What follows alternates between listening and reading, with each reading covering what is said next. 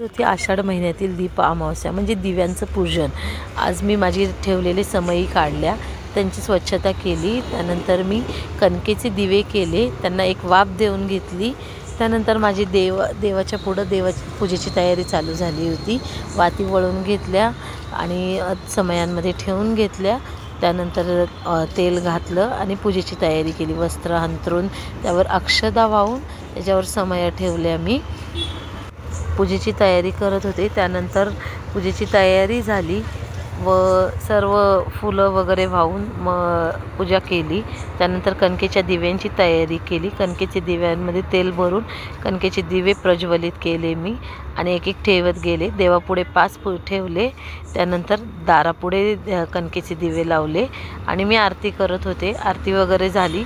त्यानंतर दारामध्ये कणकेचे दिवे लावून घेतले। तुळशीकडे एक दिवा लावला। आमच्या दारापुढे ना अचानक पिंपळाचे सुद्धा झाड आलेले आहे। मग पिंपळाच्या झाडाची सुद्धा आम्ही दर गुरुवारची पूजा करत असतो। मग मी पूजेची तयारी केली। पिंपळाच्या झाडाला पण कणकेचाच दिवा लावला आज मी। त्यानंतर त्या झाडाचं पूजा केली, कारण पिंपळाच्या झाडाखाली साक्षात स्वामींचं वास्तव्य असतं। आरोहीने पण केली। एका काकूंनी आमची पूजा बघून त्यांनी सुद्धा देवाला नमस्कार केला। घरातील सर्वांनी पूजा करून नमस्कार केला। त्यानंतर हे बघा आमची छोटी गँग बघा, त्यांची पूजा कमी मस्ती जास्त चालली होती। त्यातल्या त्या त्रिशाला तर लय मस्ती आहे आमच्या। आणि नंतर सगळ्यांना एकत्र बसवून त्यांचं औक्षण केलं मुलांचं। एकेकाची नाटकं बघा कशी चाललेली होती। त्रिशा आणि शौर्यला तर एवढी मस्ती आहे की त्यांचं देवाचं कमी, पण मस्ती आणि एकमेकांना चिडवणं हसवणं ह्याच गोष्टी खूप चालू होत्या दोघांच्याही। त्रिशाला तर खूप मजा वाटते आणि तिला काही देवाचं करायचं म्हणलं की तिला खूप आनंद वाटतो।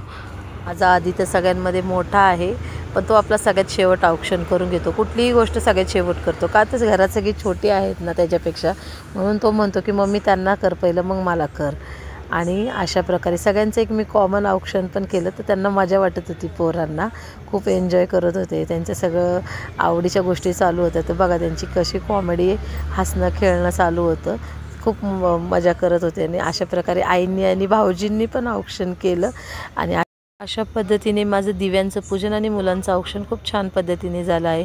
सो कसं वाटलं नक्की सांगा। आपल्या चॅनलला लाईक शेअर सबस्क्राईब करून थँक्यू।